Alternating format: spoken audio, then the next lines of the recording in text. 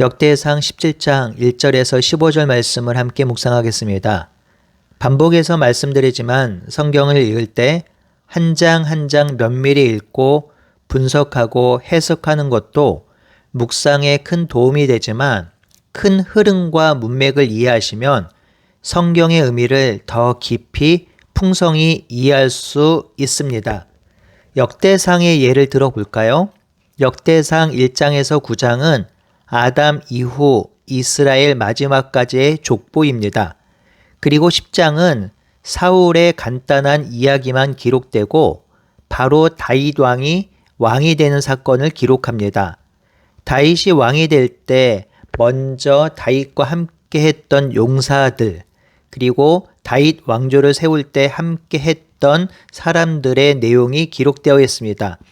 그리고 나서 바로 언약궤의 이송을 13장에서 16장까지 기록하고 있지요. 그리고 나서 오늘과 내일 살펴볼 장이 17장인데요. 이 17장은 성전을 지으려는 다윗의 충심과 이 충심에 대한 하나님의 마음이 그려지고 그리고 다윗의 답변이 기록되어 있습니다. 18장에서 20장까지는 다윗 왕국이 단단히 세워지고 있음을 기록하고 21장에서 29장은 다윗의 성전 건축을 준비하는 과정이 기록되고 있고요. 29장 마지막 단락에서는 솔로몬이 즉위합니다. 이 내용이 역대상의 내용입니다. 여러분, 역대상 내용이 들어오시나요? 족보, 다윗의 왕위 계승, 언약궤의 이동, 다윗 왕국의 건설과 성전 건축의 준비, 이 내용이 역대상의 중심 내용입니다. 이 중심 내용, 즉 주제를 깊이 있게 묵상하면 역대기 저자가 어떤 방향과 목적으로 역대기를 기록하고 있는지 신학자가 아니어도 성도들도 충분히 짐작하고 해석하고 이해할 수 있습니다. 이스라엘 백성은 이 역대기를 읽을 때 이런 마음이 들었을 것입니다. 이스라엘은 하나님 나라이며 이스라엘 백성은 하나님의 백성이므로 하나님이 임재하시고 다스리는 언약궤가 중요하다는 것을 깨달았을 것이고요. 그 하나님의 다스림을 신실하게 지켜온 다윗이 강대한 나라를 세웠던 것이구나 라고 깨달았겠죠. 그리고 지금 이 나라가 무너지고 포로로 끌려간 이유는 율법을 버리고 언약을 스스로 깨었기 때문이라고 생각했을 것이고요.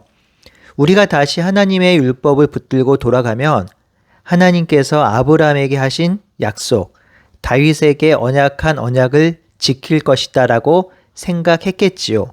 그래서 율법으로 돌아가고 하나님을 신실하게 섬기는 것이 중요하겠구나 라는 생각을 했겠지요. 그러니 한 장 한 장 깊이 있게 묵상하는 것도 좋지만 성경 전체를 이해하고 묵상하시면 더 풍성한 은혜를 누릴 수 있습니다. 이렇게 성경의 각 권을 이해하기 시작하면 구약 성경 전체 그리고 신약 성경 전체를 한 관점으로, 즉 통일된 신학적 관점으로 이해할 수 있습니다. 이렇게 통일된 신학적 관점으로 읽고 공부하는 것을 성경신학이라고 하기도 합니다. 이렇게 성경을 읽으면 성경을 자의적으로 해석하는 것, 그리고 내가 원하는 대로 해석하는 것에서 벗어나 성경 저자의 목적, 성경의 기록 목적에 부합하여 성경을 이해하고 해석하고 적용할 수 있습니다. 이런 이해를 돕기 위해서 제가 성경의 각 권이 시작될 때 개론을 설명하고 있는 것이며 본문을 해석할 때 앞뒤 문맥을 설명하는 것입니다.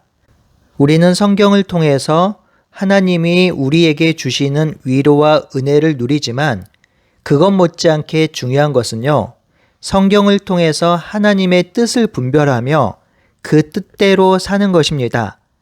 그 뜻을 이해하고 그 뜻을 이루며 살 때 진실하고 진정한 행복을 누릴 수 있기 때문이죠. 그것이 하나님이 우리를 구원하신 목적이기도 하고 우리의 사명이기도 합니다. 그러한 마음으로, 그러한 관점으로 역대상을 묵상하시면 하나님이 우리에게 말씀하시는 깊은 뜻을 이해하고 우리 삶에 적용할 수 있을 것입니다. 서론이 조금 길었는데요. 제가 설명드린 관점에서 볼 때 오늘 본문 역대상 17장은 역대상에서 가장 중요한 주제가 담긴 장이라고 할 수 있습니다. 이 내용은 사무엘하 7장에 더 자세히 기록되어 있습니다. 다윗이 거하는 궁은 백향목으로 지어진 아름다운 궁이었습니다. 다윗은 나는 이렇게 편하고 좋은 궁에서 거하는데 여호와의 궤가 여전히 성막에 있는 것에 대해서 불편함을 느낍니다. 그래서 여호와의 궤를 안치할 성전을 건축할 마음을 먹게 됩니다.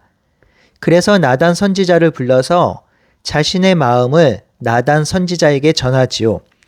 이에 나단 선지자는 하나님이 왕과 함께 하시니 마음에 있는 바를 행하소서라고 말합니다. 하지만 그날 밤에 하나님은 나단 선지자에게 나타나셔서 다윗이 성전 짓고자 하는 의도는 선하고 신실하지만 하나님 자신이 원하는 바는 아니라고 말씀하십니다. 그래서 나단 선지자는 그 다음날 다윗에게 하나님의 말씀을 다시 전합니다. 여기서 우리가 잠시 짚어보고 넘어가야 할 부분이 있습니다. 다윗이 자신의 생각을 나단 선지자에게 말할 때 나단 선지자는 그렇게 해도 좋다고 말하였지만 하나님은 나단에게 나타나셔서 그 생각을 교정시켜 주셨습니다. 이것은 우리에게 중요한 적용점을 제공합니다. 여호와의 언약궤를 옮겨온 여러 이유 중 가장 중요한 이유가 무엇인가요? 여호와께 묻기 위함입니다. 그런데 여호와의 성전을 건축하고자 할 때 다윗이 하나님께 물었다는 흔적도 없고 나단 선지자도 하나님께 물었다는 이야기가 나오지 않습니다. 다윗이 여호와의 궤를 안치할 성전을 짓는 것은 누가 봐도 선한 일이며 지지할 일입니다. 칭찬받을 일입니다. 나단 선지자도 그리 생각하여서 다윗이 원하는 바대로 하라고 한 것입니다. 하지만 하나님의 생각은 달랐습니다. 그래서 다윗에게 지금 성전을 지을 수 없으며 성전을 지을 때가 아니라고 하십니다. 성도 여러분, 우리가 교회 사역을 할 때 많은 경우에 의도가 선하고 하나님이 기뻐하시는 일을 계획하고 실행하려고 합니다. 이때 우리가 먼저 해야 할 것은 하나님께 묻는 것입니다. 하나님께 기도하는 일입니다. 우리가 감당해야 하는 모든 사명은 하나님의 영광과 기쁨이 되는 일이어야 합니다. 그렇게 하기 위해서는 하나님께 묻는 과정과 그것이 성경적으로 옳은 것인가를 항상 생각해야 합니다. 깨어있던 나단 선지자도 잘못 결정할 수 있습니다. 잘못 결정한 것이 죄가 되는 것은 아닙니다. 그리고 나단 선지자가 다윗에게 그렇게 말했다고 해서 나단이 죄인인 것은 아닙니다. 하지만 여기서 중요한 것은 선한 의도로 계획하고 시작한 일이라도 하나님께 묻는 일이 필요하다는 것입니다. 이 묻는 일이 바로 하나님과 동행하는 것이며 하나님의 뜻을 헤아리는 일입니다. 그날 밤에 하나님이 나단 선지자에게 나타나셔서 하나님의 마음을 보이셨습니다. 이 하나님의 마음이 너무나도 중요하지요. 이 하나님의 마음을 보인 단락은 4절에서 6절에 성전을 건축하지 말라는 이유를 설명하고 있으며 7절에서 14절은 아브라함과 맺은 언약이 다윗에게도 그대로 유효하다는 것을 말하는 언약의 확증입니다. 4절에서 6절 첫 번째 꿈의 내용을 살펴보겠습니다. 당시 신에 대한 생각은 신을 모신 신전에 신이 있다고 믿었습니다. 그래서 다윗도 그렇게 생각했습니다. 하지만 하나님은 자신은 세상의 그런 신, 이방인 신과 같지 않다고 하셨습니다. 어디에 매이거나 어느 한 곳에만 임하는 분이 아니라고 하시면서 하나님은 세상의 신과 다름을 말하고 있습니다. 그렇기에 사사 시대에도 자신이 거할 집을 만들지 않았다고 하는 것이죠. 8절에서 14절은 두 번째 꿈의 내용입니다. 이 꿈에서 하나님은 다윗에게 행한 것을 말씀하고 있습니다. 7절에 보면 하나님이 다윗을 주권자로 삼으셨다고 말씀하시죠. 이는 하나님이 이스라엘 백성과 이스라엘 나라를 주도적으로 다스리고 이끄시고 있음을 보여주고 있습니다. 그 하나님의 일하심을 다윗의 실제 역사 속에서 행하셨음을 말씀하고 있습니다.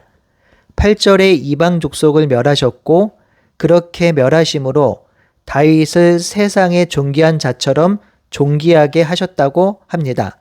그리고 10절에 여호와가 다윗을 위하여 한 왕조를 세울 것이라 하십니다. 11절에는 다윗이 생명의 기한이 차서 열조에게로 돌아가면 다윗의 아들 중 하나를 세우고 그 나라를 견고하게 하실 것이라 하십니다.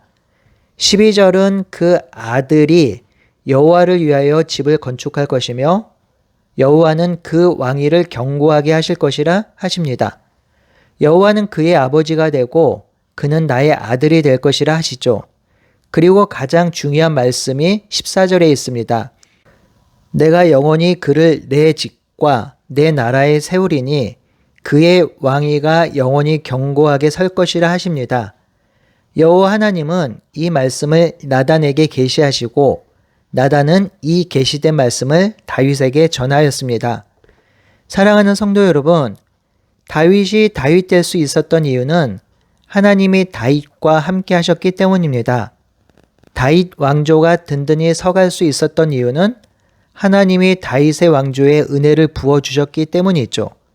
지금까지 다윗 왕조가 지속될 수 있었던 이유는 하나님이 아브라함과 맺은 언약, 다윗과 맺은 언약을 신실하게 지키셨기 때문입니다.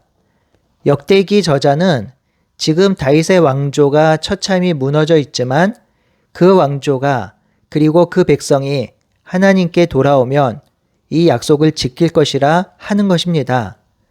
우리가 이 땅에서 힘을 얻고 은혜를 누리고 고난 가운데서도 능히 이기고 살아갈 수 있는 이유가 무엇입니까? 바로 하나님이 우리와 함께 하시고 우리에게 은혜를 주시고 우리와 맺은 언약을 지키시고 있기 때문입니다. 우리는 약속을 어기고 무너지지만 하나님은 그렇지 않기에 우리가 살아갈 수 있는 것입니다. 오늘 하루도 하나님께서 우리에게 행하신 약속을 기억하며 그 약속을 붙들고 위로를 누리며 살아가는 하루가 되길 바라고 소원합니다. 함께 기도하겠습니다. 하나님, 다윗이 특별해서 다윗이 잘나서 그 왕조가 견고히 선 것이 아님을 깨닫습니다. 하나님께서 언약하시고 약속하셔서 그 약속을 신실하게 지키시기 때문에 다윗 왕조가 세워지고 이어져 옴을 우리가 배웠습니다. 하나님, 이 하나님의 약속이 우리의 인생과 삶에도 적용되게 하여 주시옵소서. 비록 우리는 연약하고 미약하지만 우리와 함께 하신 하나님의 약속을 믿고 살아갈 때에 그 약속이 우리 가운데 성취됨을 믿고 오늘